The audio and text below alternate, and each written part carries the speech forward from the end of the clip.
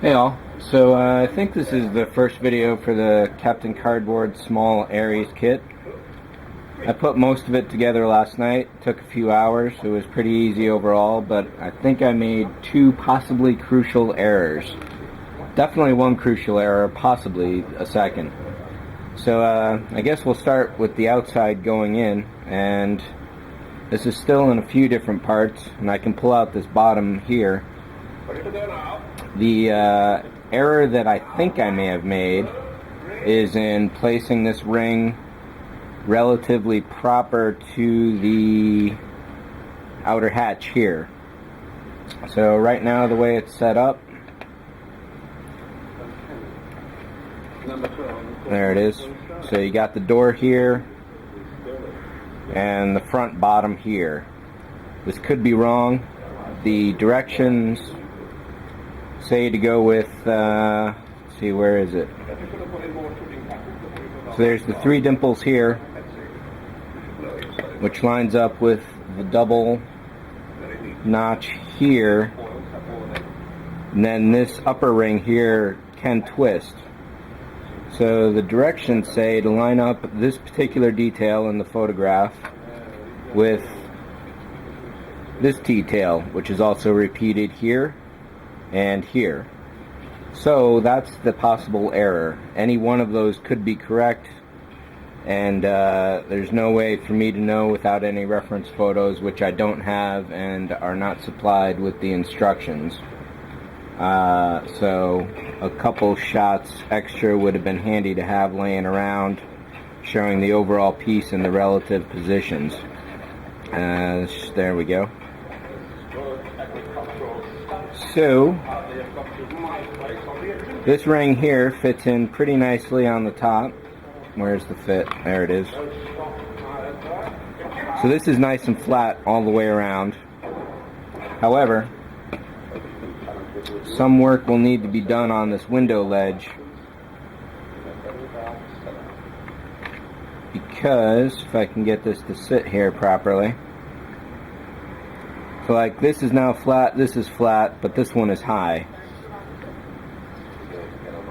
That's flat, this is flat, but all these are riding high. So looking at it edge on, and I don't know that I'll be able to get it for the camera, there's a fairly decent warp riding all along the outer rim. And there is a mention in the instructions that you need to shave down this window ledge, and I think this is where all the excess height is coming from. So what I might do is just kind of get some really fine grit sandpaper on my orbital sander and just drop this down on top of it. So well, even here there's no ledge, and then there's this little bit of a lip that runs all along, so that's going to have to be a very careful sanding to get this to sit flat again. But overall, definitely good work so far. You'll note that I got these legs taped up for the moment, so let's undo these. And this is where I definitely made an error. And this is also a really delicate bit to deal with. So hopefully I won't snap these leg parts right now. So they pretty much fall free, and I don't want to glue the legs together yet because this model needs to be painted as you go. Looking in here, there's these 4 registration keys, which if you simply turn this, you can now lift this bit out. So the instructions say you can either glue or screw these down, and you should do opposite corners. So I kind of lined them up, got the legs to fit properly here, and I glued those 2 down. So when I went to put these 2 in, so these are the glued, these are the 2 that put in, I noticed that the legs weren't sitting parallel. Like this one's kind of got a little trouble, and I'll explain that later.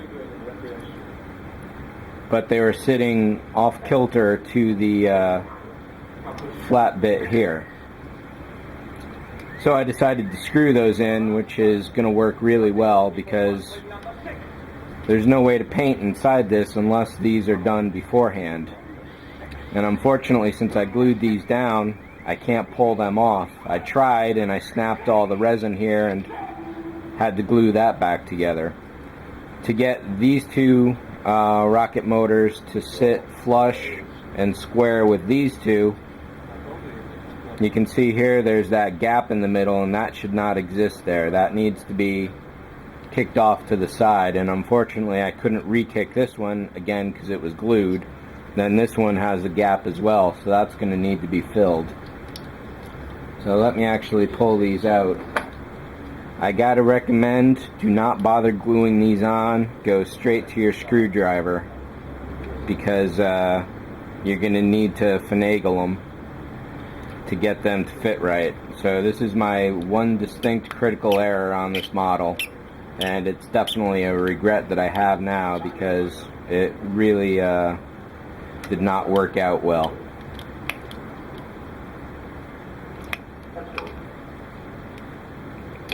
So just give me a second here.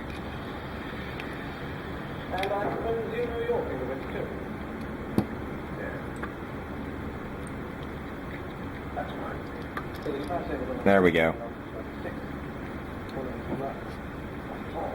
Now you probably can't see too well how bad this cracked, but even though I had essentially gotten this off the major piece, there was still a chunk of base that it was sit to, so I couldn't reposition it at all.